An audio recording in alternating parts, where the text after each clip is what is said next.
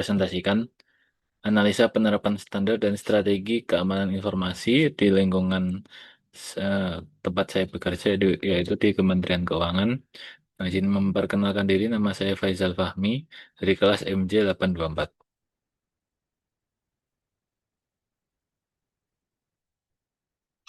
Tujuan dan tanggung jawab eh, keamanan informasi ini, target utamanya adalah meningkatkan pemahaman seluruh pegawai Kementerian Keuangan mengenai pentingnya tata kelola keamanan informasi di era digital. Dan yang kedua yaitu tanggung jawab bersama. Keamanan informasi ini merupakan kewajiban mutlak seluruh pegawai Kementerian Keuangan, bukan sekedar tanggung jawab top manajemen atau tim TIK semata.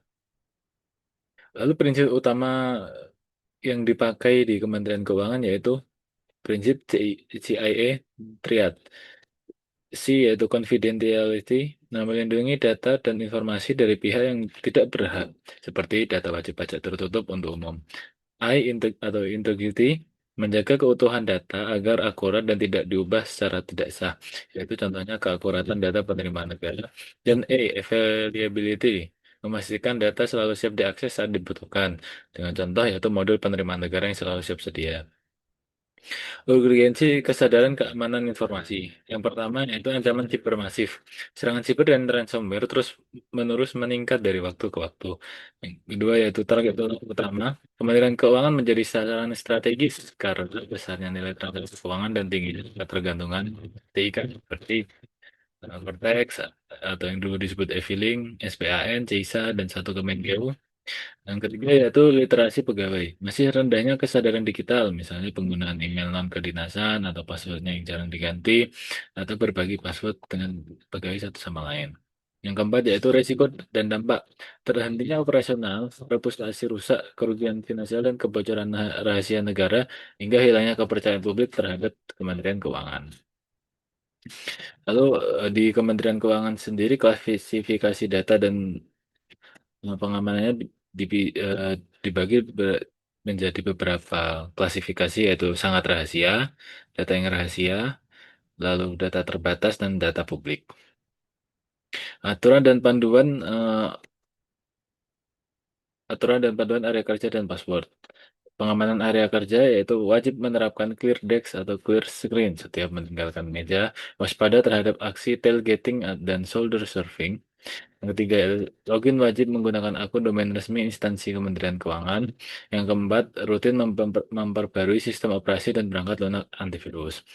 Untuk manajemen passwordnya sendiri di Kementerian Keuangan itu diatur minimal 8 karakter kombinasi huruf kapital kecil dan angka, wajib diganti secara berkala maksimal setiap 180 hari, dilarang menggunakan tanggal lahir atau nama pribadi, dan dilarang berbagi password dan mengaktifkan fitur remember password di browser umum.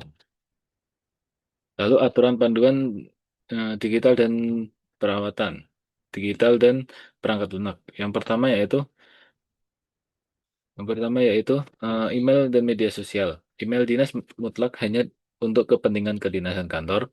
Waspada terhadap modus phishing dan tautan lambaran asing. Hindari membagikan identitas pribadi berlebihan di media sosial dan selalu jaga kerahasiaan informasi kenegaraan. Lalu untuk perangkat lunak sendiri dilarang keras menggunakan software bajakan atau crack seperti KMS Pico.